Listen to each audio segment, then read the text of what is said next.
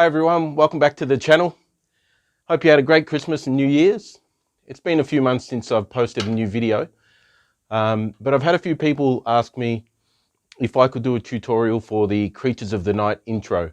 So I did a video just over a year ago playing the intro, and it got 10,000 views, which I'm pretty impressed about, and want to thank you all for clicking on and potentially sharing that video so someone else can learn some different bits and pieces.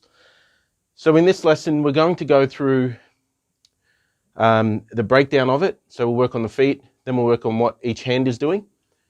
This is really a mix of Eric Carr's initial pattern and Eric Singer's live intro from the 90s concerts, and he's probably still doing the same today.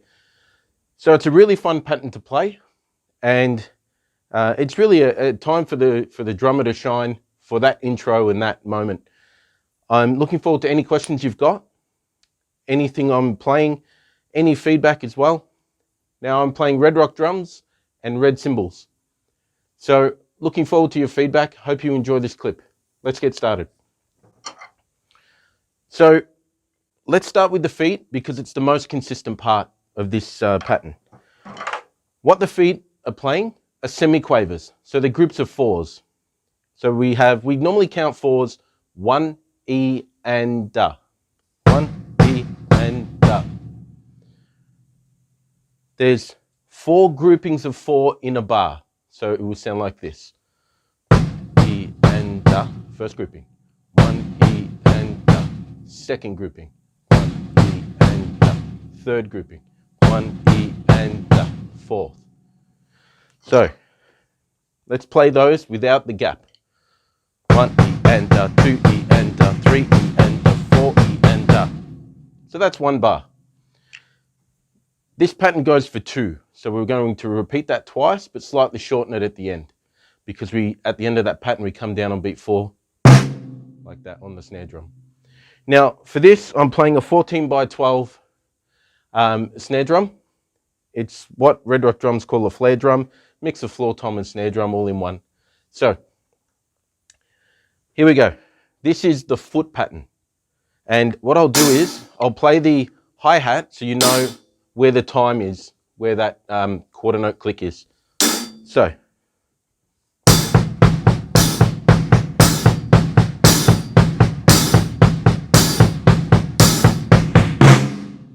And now I'll count along. 1 E and a 2 E and a 3 E and a 4 E and a 1 E and a 2 E, 3 E and a 4. So that's how the feet will go. Now we'll do it at concert speed. Should sound something like this.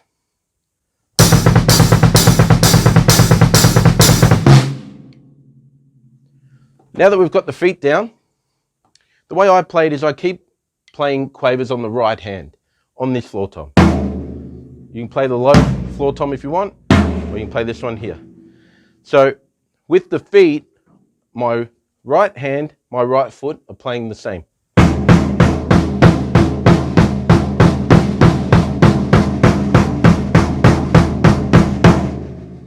So practice getting those playing together. So it'll be 1 and 2 and 3 and 4 and 1 and 2 and 3 and 4 and 2 and 3 and 4 and like that. The pattern, I'll count that out for you because we're stopping on 4. 1 and 2 and 3 and 4 and 1 and 2 and 3. And again. 1 and again.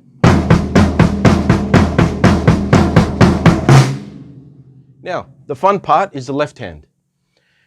I start this pattern using the snare drum. So the notes we're going to play is so.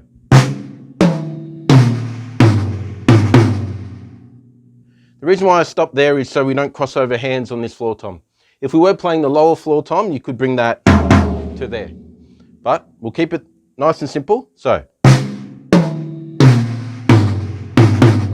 Now the counting is 1 E and a 2 E and a 3 E and a 4 E. 1 E and a 2 E and a 3 E and a 4 E. 1 E and a, 2 E and a, 3 E and a, 4. Now the second part is almost the same.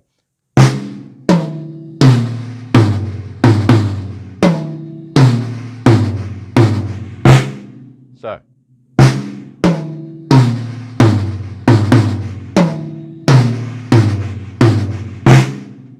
So. A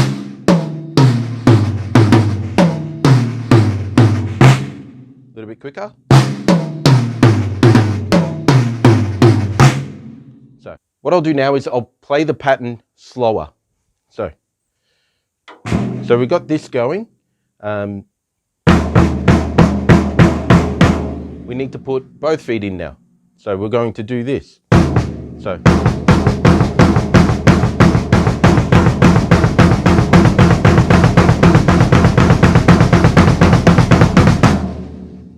Your right hand and right foot together, then your left foot on that second bass drum.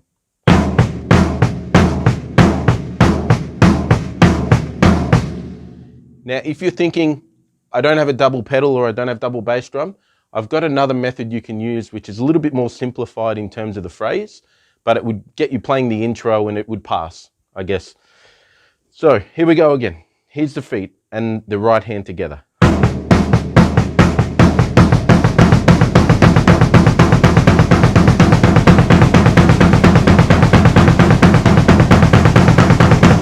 Now what we'll do, we'll play the whole pattern together.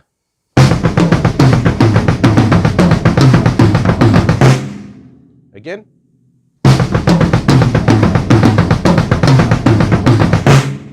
Again, and a little bit quicker. So that's concert speed.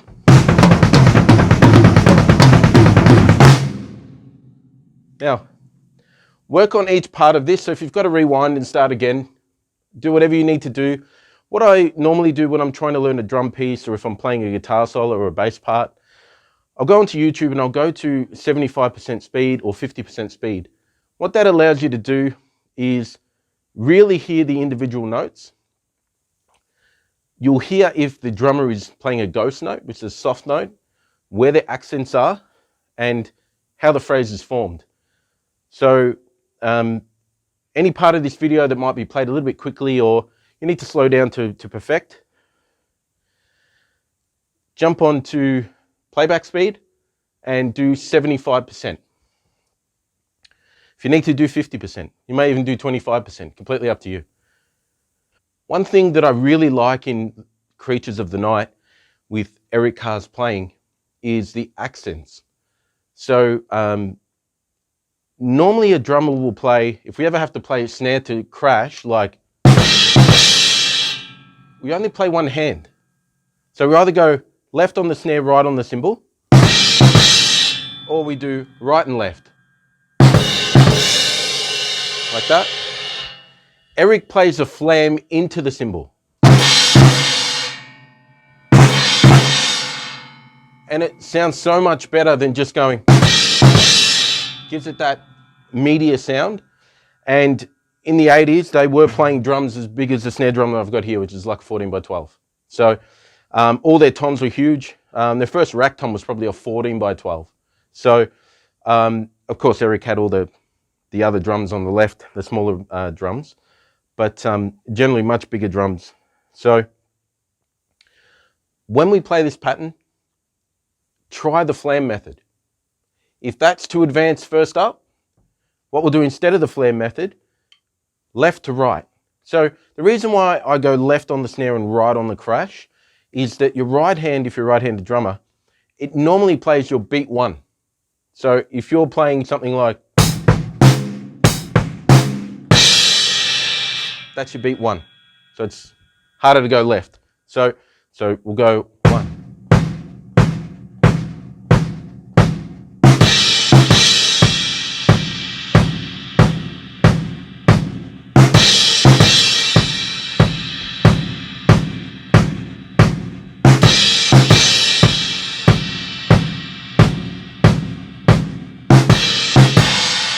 So once you get that down, we're going to flam.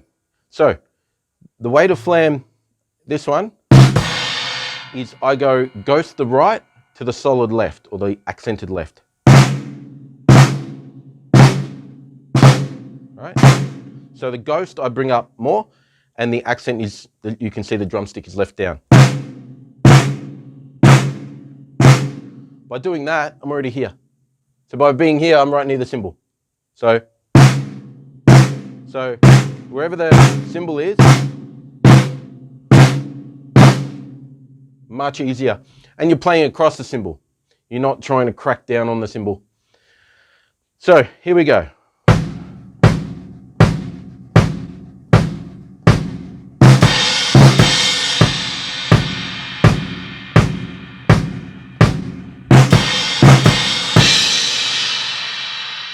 So they're the two parts. So we've got the intro.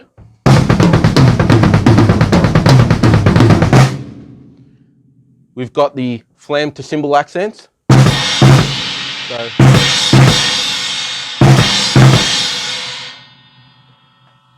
in the verses, he plays the bass drum pattern with the bass guitar. So it goes.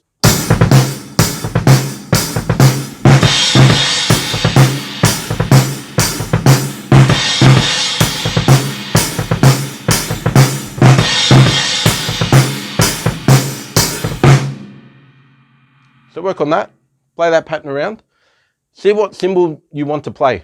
So if you've got more of a basic drum kit, you've normally got the crash on the left and a ride to the right. If you've got a couple more toms, a couple more cymbals, you can be a little bit more creative with it. What you might want to do is, if you've only got one crash, move it around the drum kit. Where you find the best spot, that's where you want your crash to be, and then you can go out and buy another one, maybe slightly smaller or slightly bigger, and experiment with those two, and then of course have your ride cymbal off to the side, or depending on how you set your drum kit up. So what I'll teach you in this last bit is playing a pattern when you don't have a double bass drum.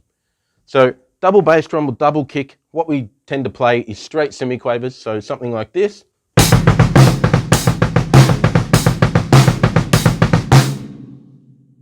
If it's quicker,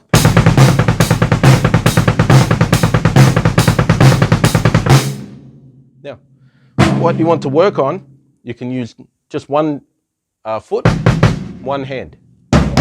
So, count as quavers, 1 and 2 and. 1 and 2 and 3 and 4 and 1 and 2 and 3 and 4 and 1. What will help you with this, I'll play this floor tom again, and I'm going to play hi-hat on left. And we're going to play semiquavers. So, quavers. So we're going to go floor tom on the right hand, hi-hat on the left hand. The bass drum will play the ands. 1 and 2. I'll just tighten this up slightly. So we're going to play right hand on floor tom, left hand on hi-hat. Bass drum is on the ands.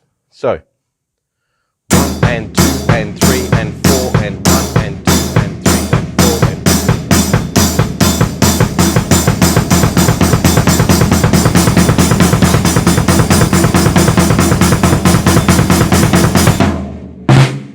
So work on that one, put that into your playing. So it can help you with the intro of this song, whether you want to play floor tom, so like, and play it straighter.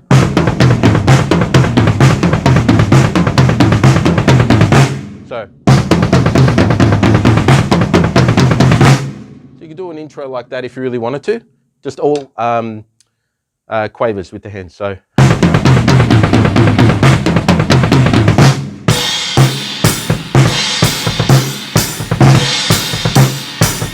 So we're going to add it all together this time. Here we go.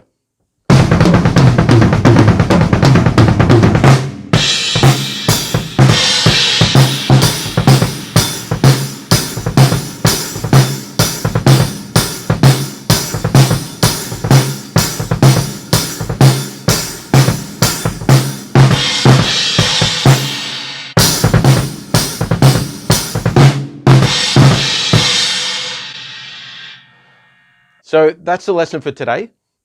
Please comment your feedback any questions you've got, if you want me to break down anything else for this or any other Kiss intros, grooves, or solos, I will do an Eric Carr drum solo tutorial. I just want to get 5 key areas first and teach those 5 key areas. Then with your feedback and any questions that you've got, we can build on those and I can do further videos. Also, comment any tutorials that you want me to teach you coming up. So if there's a particular band or drummer, maybe a pattern or an intro or a fill, let me know. I hope you've enjoyed the lesson. If you've liked the video, please like and subscribe if you haven't already. Feel free to share it with your friends and family and ask them to like and subscribe so that we can share these lessons out to people and then they can ask for different lessons and techniques. All the best for the year ahead and enjoy your drumming.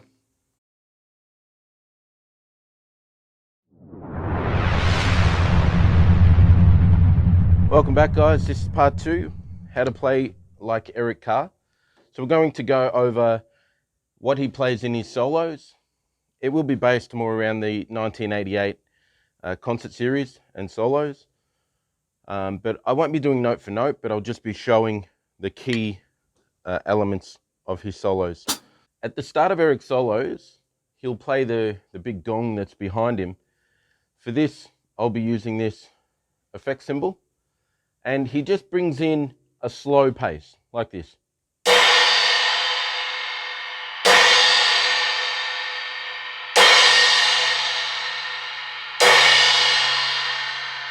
What that allows for is a clear difference between playing the songs with the band and the introduction of the drum solo. So that gives the music some breathing room and tells the audience that it's the drum solo. So we do this.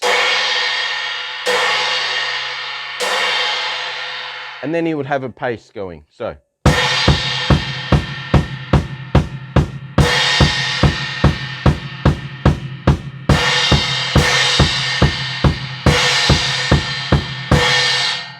From there, and you've got your time, so we're going forward.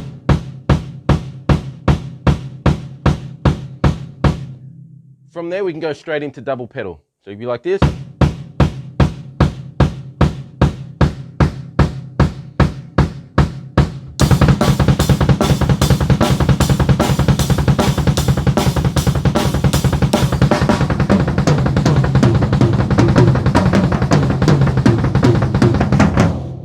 So you can go hi-hat here, or you want it to be on the right.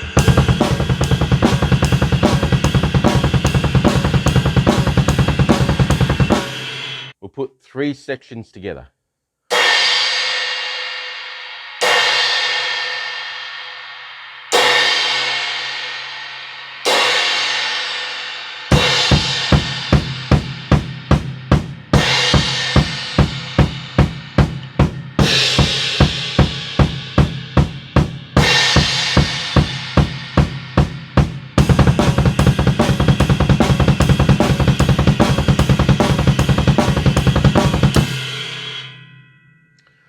From there, he adds the hands in. So in my first video, you would have seen I played the Creatures of the Night. So it goes like this.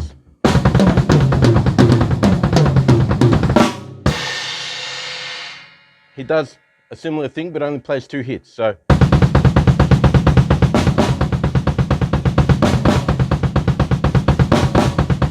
you can play it straight, or you can play it with the triplet fill in it. So like that. So.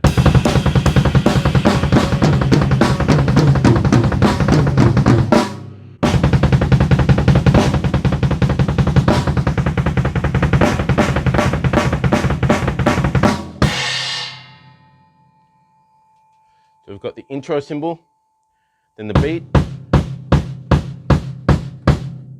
then we go into doubles,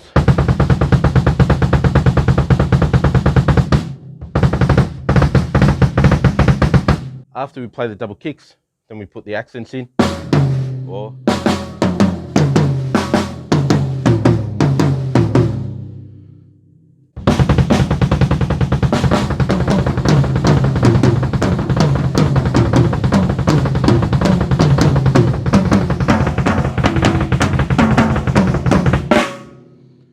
next part is where he plays more of the hands. In the solo, he's got the double kicks going, he's playing heaps of patterns on the hands. I won't go into all of that. But what we'll do is one of the tom patterns. And I think this is where a lot of drummers started buying bigger drum kits, more toms, and experimenting with fills on a much larger drum kit. Eric Carr plays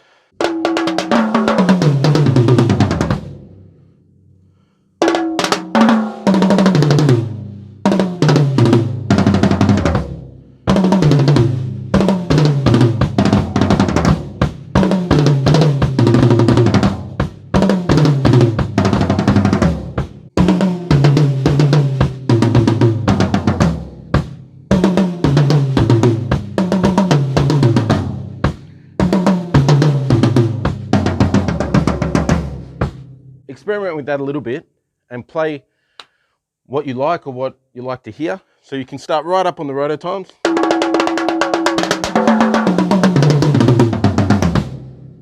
All singles.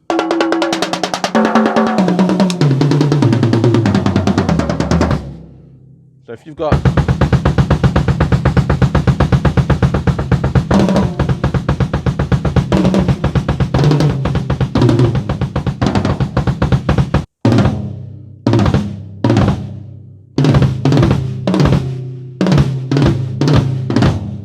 the next part he does is a very short phrase, and it's made up of 4 notes. So it's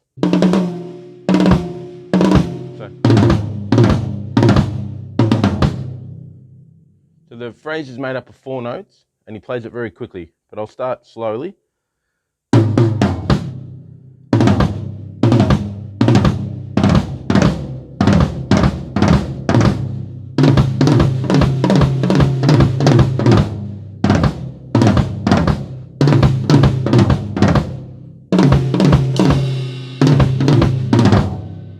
Now, the really cool thing that sets Eric apart from the rest of the drummers is he incorporates electronic pads up high, and they've got synthetic notes that play. And then with his right hand, bit of left, he's playing a melody, and the rhythm goes like this. It goes.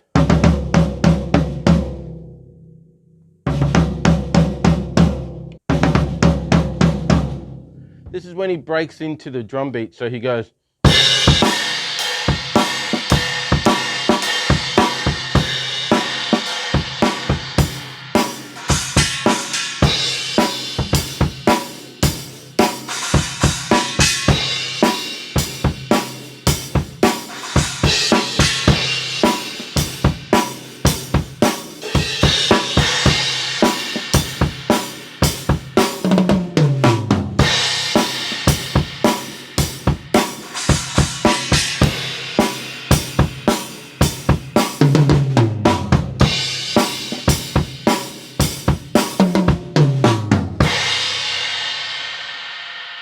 At the end of his solo, he's playing lots and lots of notes. There's a millisecond gap, seems like a millisecond gap. Pyro goes off and he jumps up and stands on his bass drum and finishes the solo.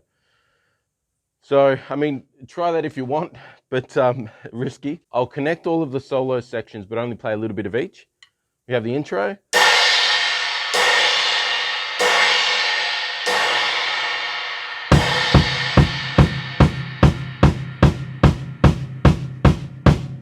Then into double pedal, a little bit slower.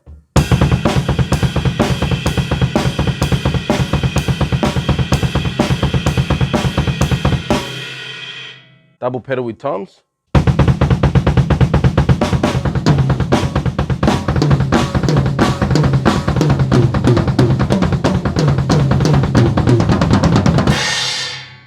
Do that. Then we can go into fills. So we can go.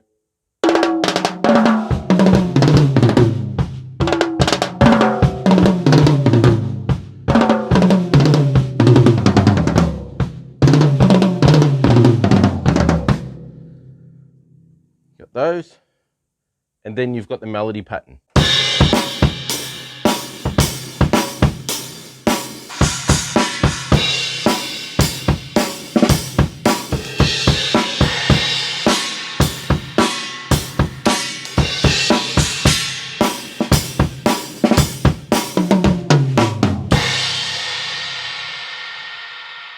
If there's any other Eric Carr songs or fills or solos that you'd like a lesson on, please let me know in the comments, and we'll see you in the next lesson.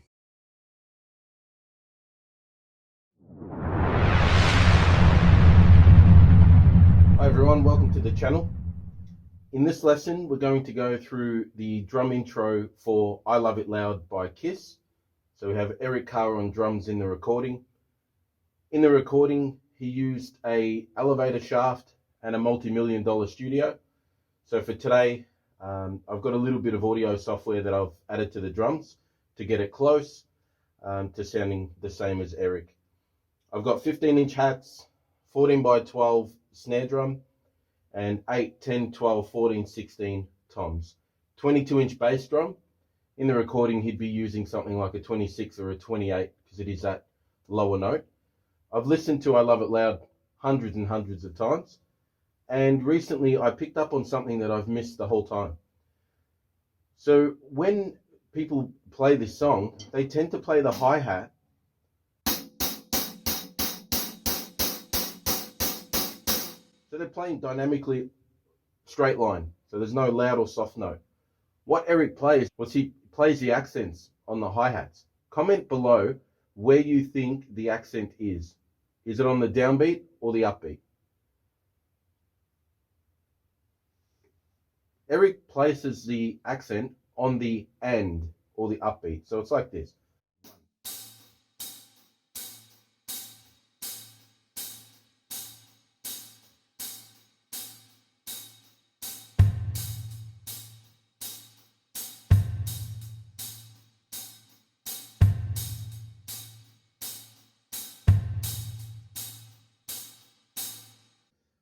What that does, it gives a push-pull with the bass drum, the snare drum, and the hi-hat. If we play a normal rock beat,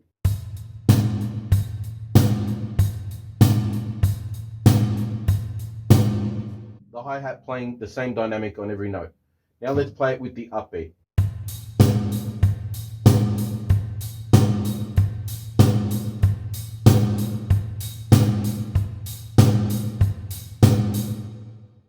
Eric plays it in the beat like this.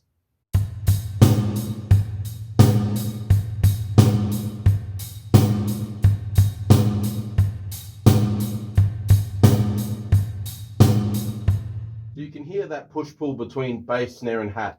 It kind of rocks the beat backwards and forwards. That one little addition completely changes the sound of the beat. Most rock drummers would be heavy on the downbeat and it would sound like this. So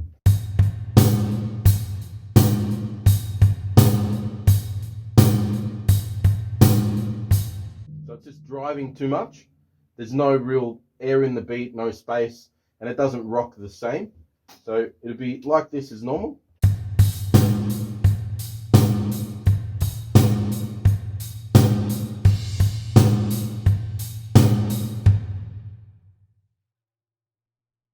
So now we know we've got the accent. I'll play the whole opening. So we have the drum part by itself and the drum part with the yeah yeahs, and then the fill, and that's where we'll stop. Here we go.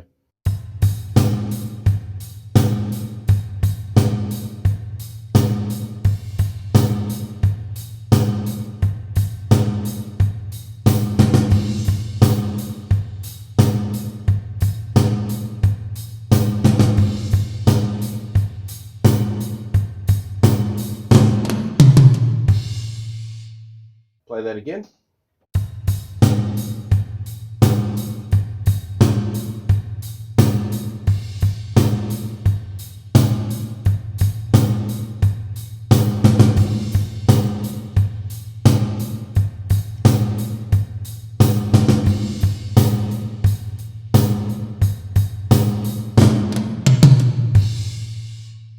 So that's the opening beat. If you need to slow down the playback speed of the clip, just go to 75% or 50% and see what's being played. If you're unable to do the accents on the upbeats, learn the beat, the intro without it at first, just straight ahead. And then you can add the accents in. When you analyze the drum intro, so the drum part by itself and with the yeah, yeah part, it's actually quite musical because he plays it as a simple beat for the first 2 bars, hits a cymbal on the 3rd bar, has a fill at the end of the 4th. Then they go to repeat it again, but he puts the fill on the 6th bar, this, into a crash. So he's added that little bit more, but not overplayed. And then he goes into the fill. When you're playing this, really dig into the kit to get the bark through the drum kit.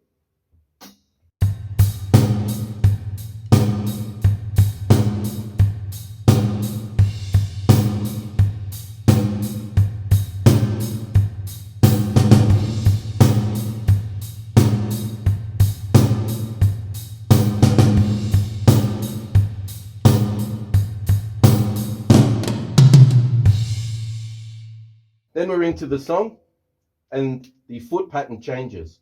So up until now, we play the 2 quavers on beat 1 and then a crotchet on beat 3. Kind of like this.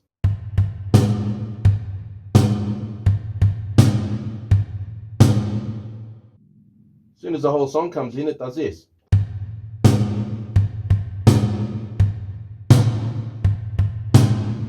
The intro is like this.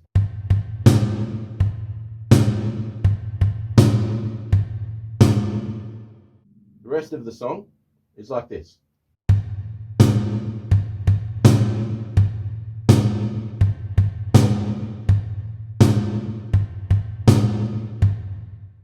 The other thing you'll notice in the song is in the outro choruses, they don't play the complete 8-bar phrase. So it should go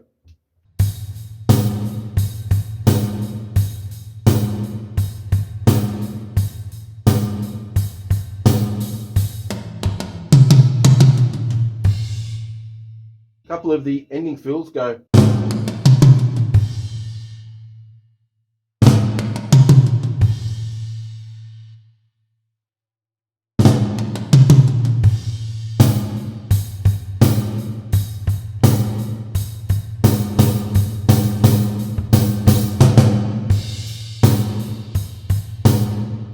Now there's a fill in the song, which is like a triplet groove. This is how I play it. It may not be correct, but it's generally how I do it. So left down.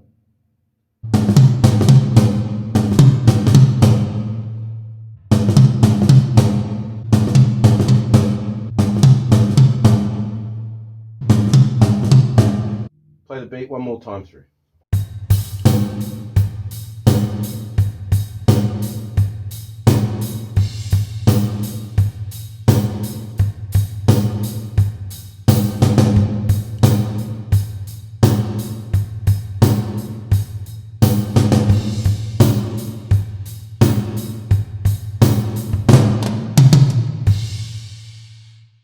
And I'll leave you with the Creatures of the Night intro, now with this new drum sound added.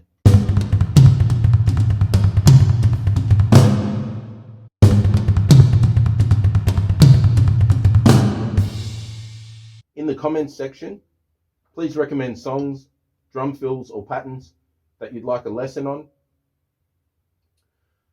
Also, I can do lessons on drummers in particular. So you might say, can you do 5 drum fills that Alex Van Halen plays? Or some Peter Criss drum fills? Or it could be even Eric Carr. I've released a couple of Eric Carr drum lesson videos, and I've been really happy and surprised with the response of the love and support that people have for Eric Carr.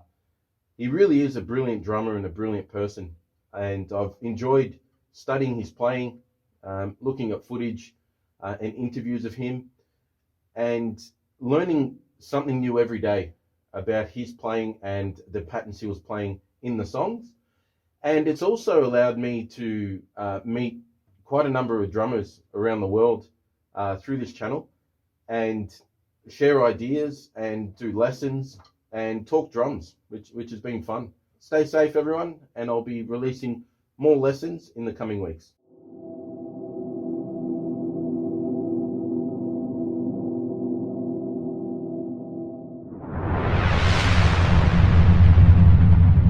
Alright guys, welcome back to the channel.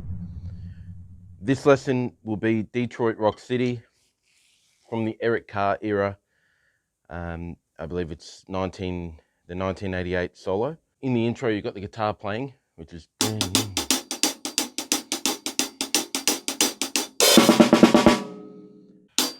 3, 4, 1. So we have right, left, right, left, right, left, right, right, left, right, left, right, left, right. So.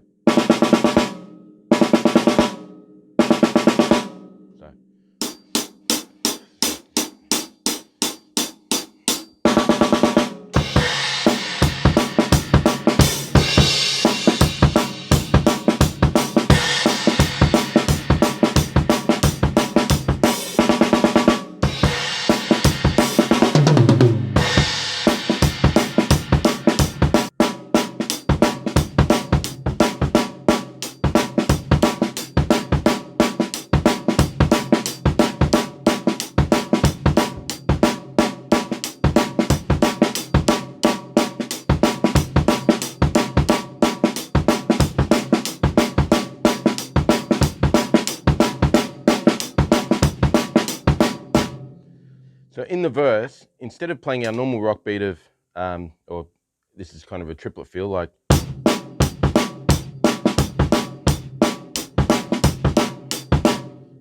we put 2 snare drum hits. So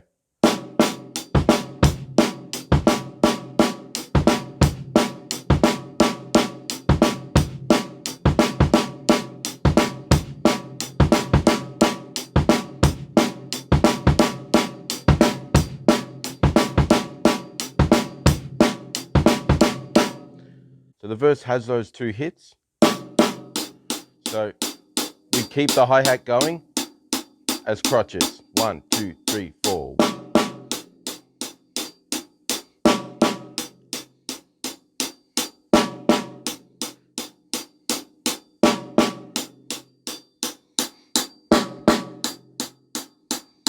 Now I've got 3 different snare drums, so you'll hear the different sounds. For that bigger sound, you could do.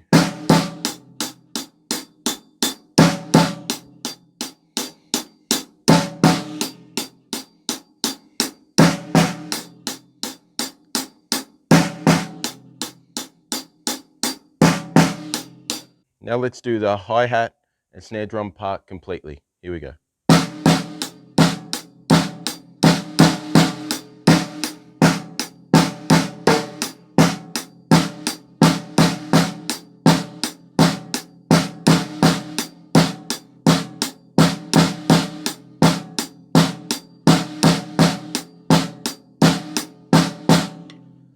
The next part, we're going to add the bass drum in more of a simple pattern. The next part goes like this.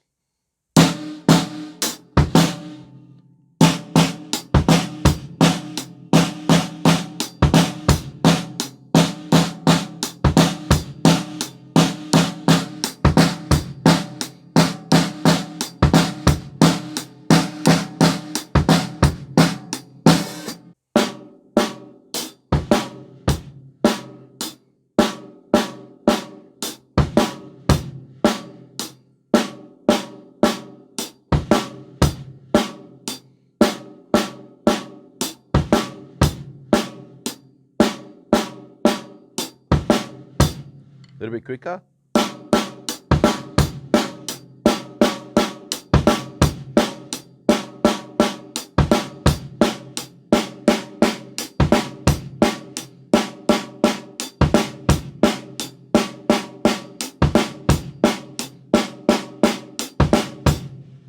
That's the verse part.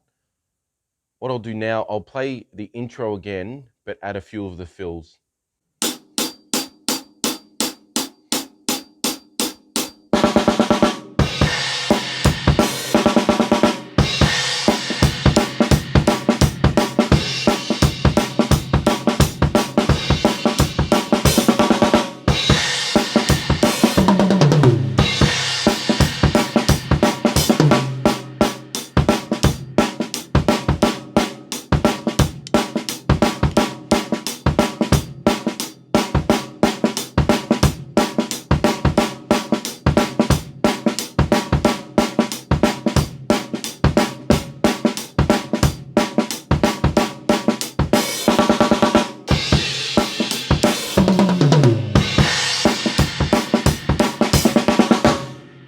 That's the intro and the verse. Before the bridge, he does a bit of an extended triplet phrase. So instead of going, he does a full bar build up. So it goes, he does a 2-bar build up.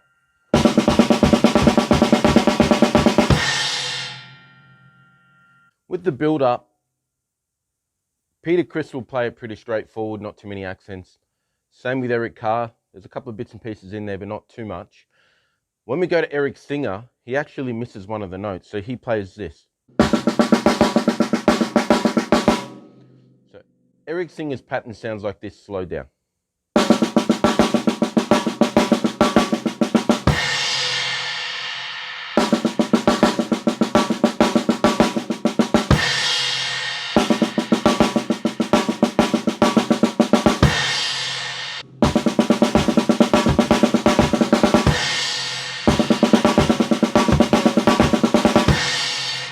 So work on both of those patterns. You've got your intro and the verse. Now, I'll play one more thing, which is the way Eric Singer plays the verse pattern. So Eric Singer plays a lot of double pedal. So we're going to have those triplets in there. So he plays.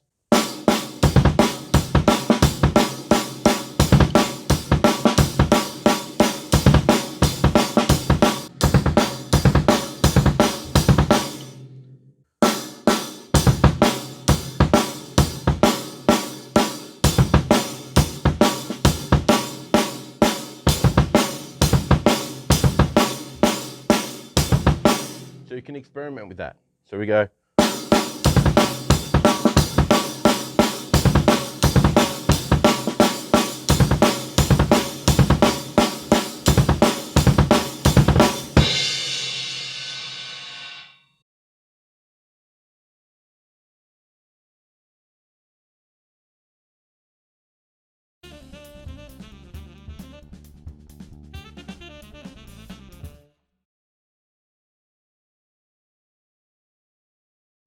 Hi everyone, welcome back to the channel.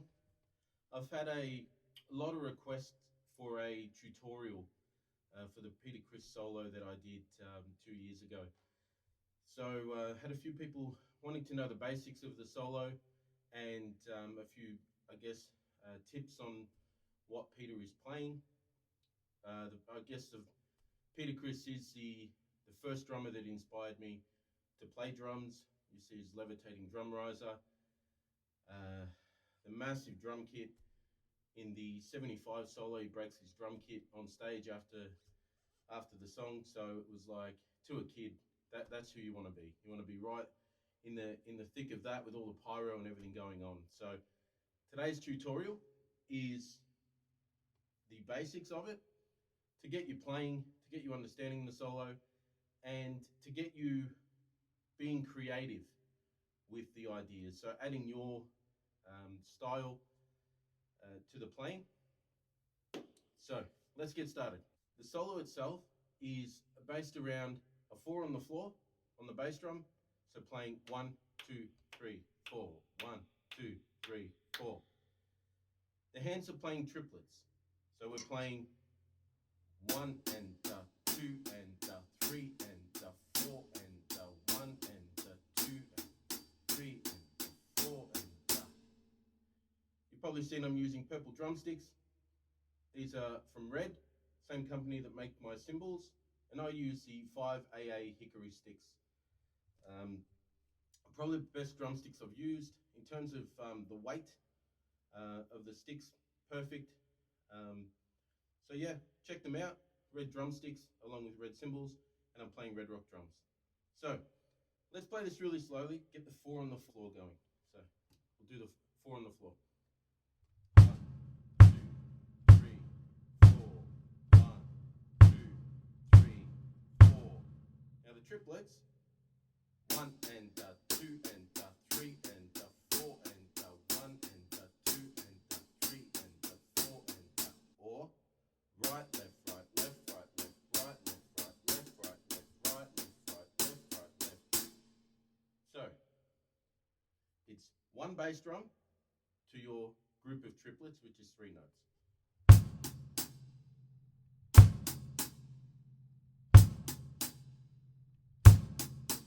Like that. I've spaced it out a little bit so you can hear the 3 notes.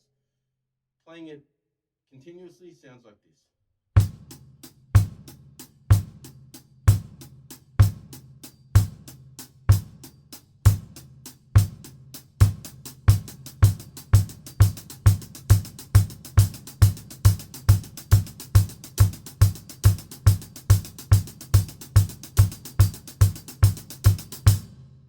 Playing it at solo speed thereabouts.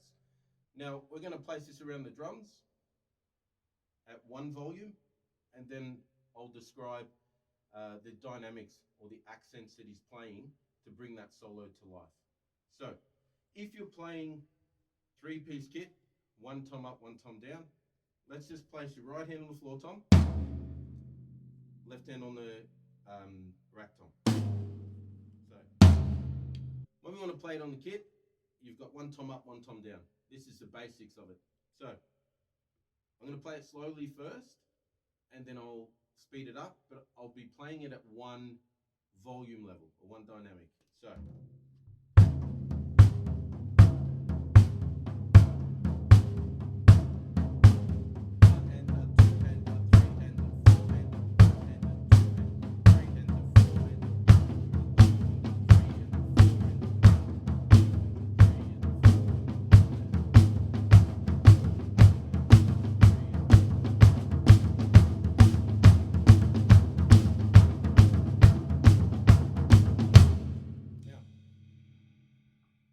When we add dynamics, or the louder and softer notes, you'll notice there's a bit more depth in the sound. So.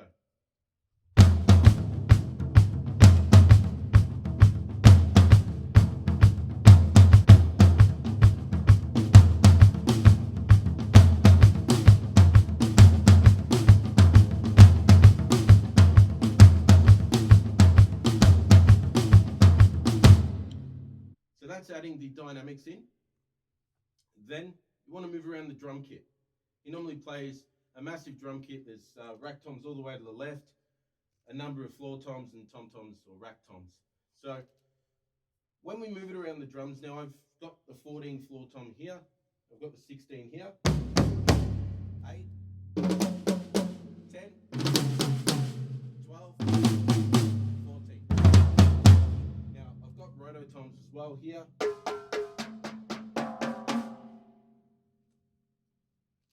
Let's play the solo with the dynamics at solo speed. So, here we go.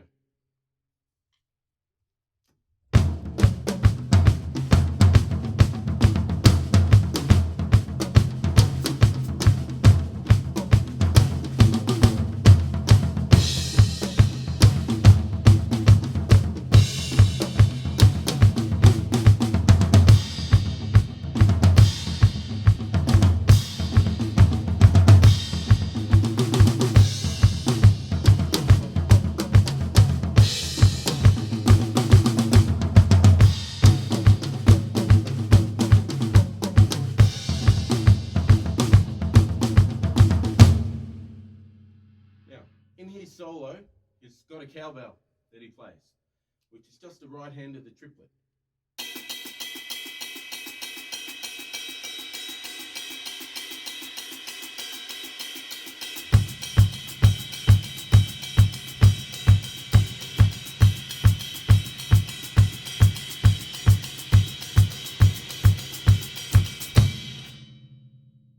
Which gives it another element to the solo. I don't have a cowbell on this kit, so I use generally the ride. So leading up to the solo, there's normally a guitar riff, and then he plays along the toms into his solo. So it'll generally sound like this.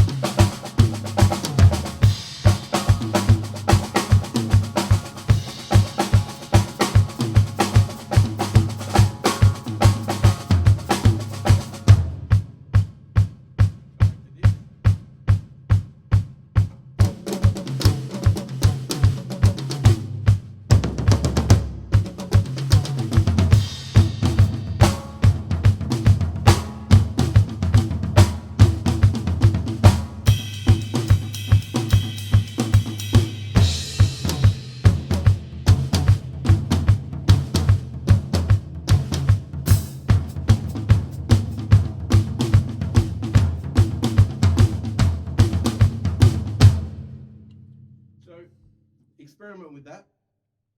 Play your triplets around the whole kit. Add your cymbals in for dynamics.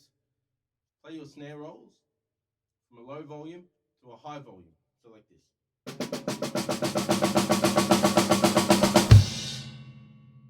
That's going to bring your solo up. Then you drop it to nothing.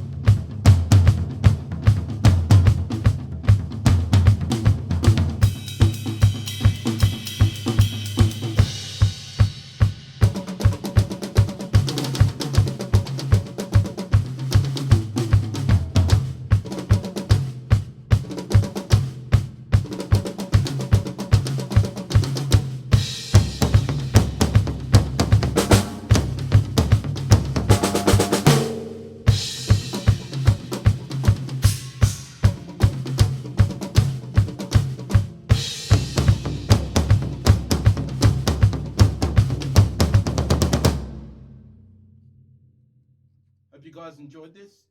Please comment your feedback. Send me a message if you've got any questions or if you would like another tutorial to a different song, a different solo from different drummers. So enjoy, guys, and I'll see you in the next video.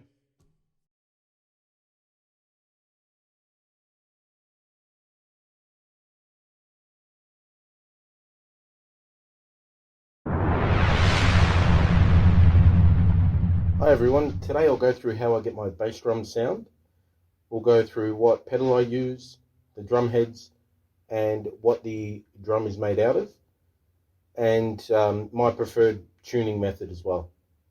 So to start off, I use a Pearl Eliminator double pedal, and you'll see they're like a quad head. So they've got two plastic shapes, one slightly rounded and one with a flat back. And then they've got two felt, which is a white, flat front and curved. The setting of this is all personal preference. What I've found is with the square fronted white felt, you're going to get quite a thud without a click. Whereas when you go the square part there, which is plastic, and that strikes the drum head, it will be more clicky. So you're going to get quite a boom from it, but it will be a clicky sound. I found a lot of metal drummers play the plastic sides and the flat side.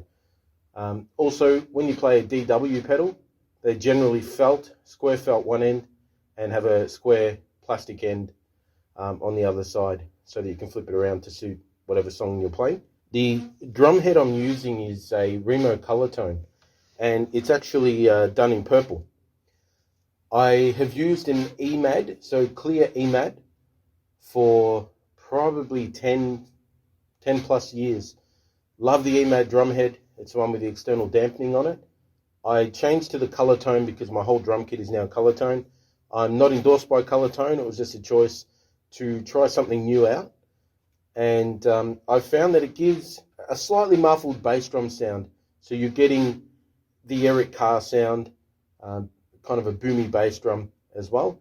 It doesn't have the clarity that the EMAD has, but it still gives quite a low note as well. The next part of my drum sound actually comes from the shell construction and also what type of wood were used in my drums. So you'll see here up on the toms, there's actually a darker stripe there. That's Jarrah, and then the caramel color is Fijian mahogany. Now the Fijian mahogany gives the lowest note, the boomiest sound that Red Rock drums offer. Now you can bring them different types of wood or ask them to build something for you. I've gone for the Fijian mahogany Jarrah mix. This is the only full drum kit with this setup. I opted for the Fijian mahogany with the Jarrah stripes. So those staves here, so there's two staves here that are Jarrah, and the rest of the staves are Fijian mahogany.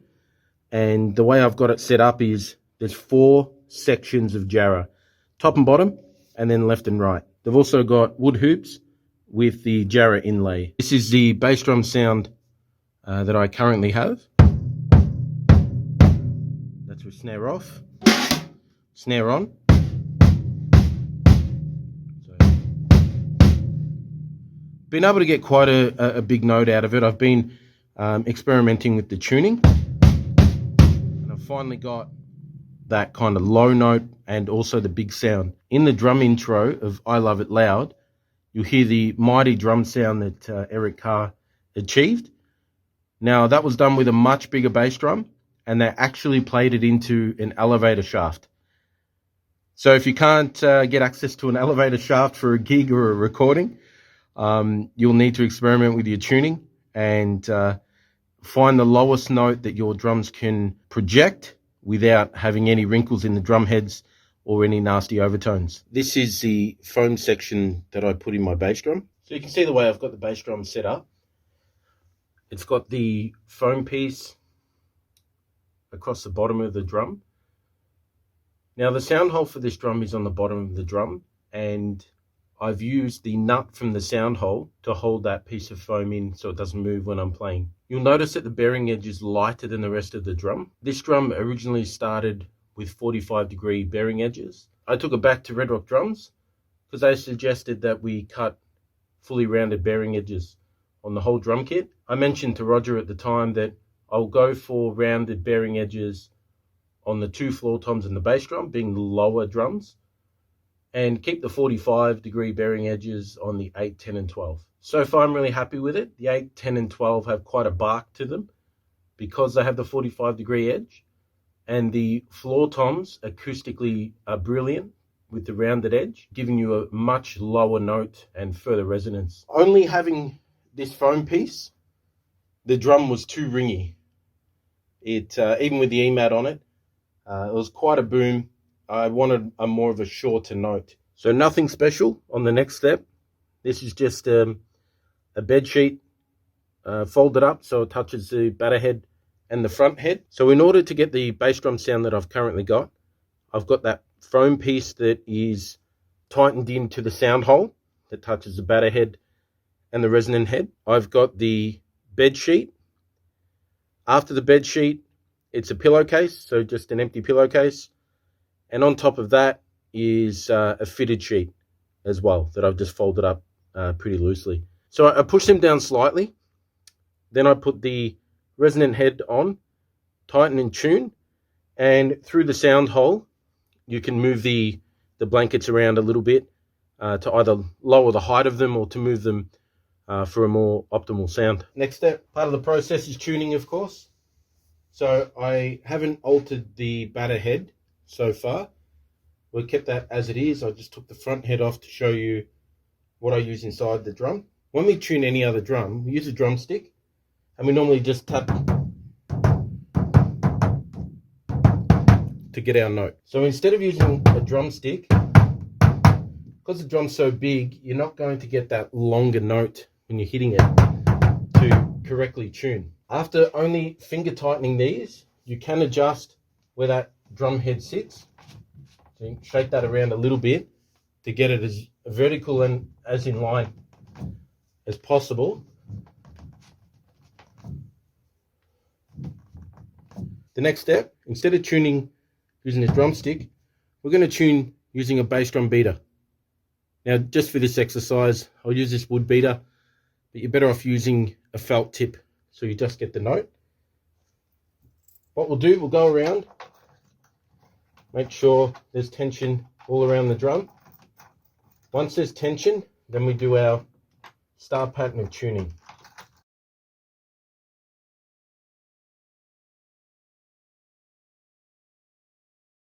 We'll go around the bass drum.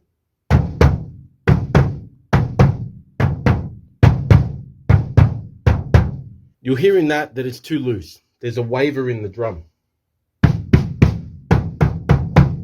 Just there. We'll tune it up again.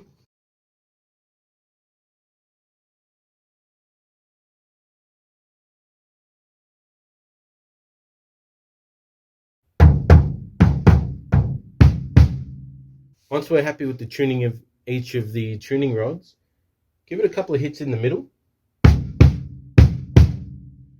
and you'll feel that presence in the note. I'm happy with that so far. Last thing we do, give it a hit.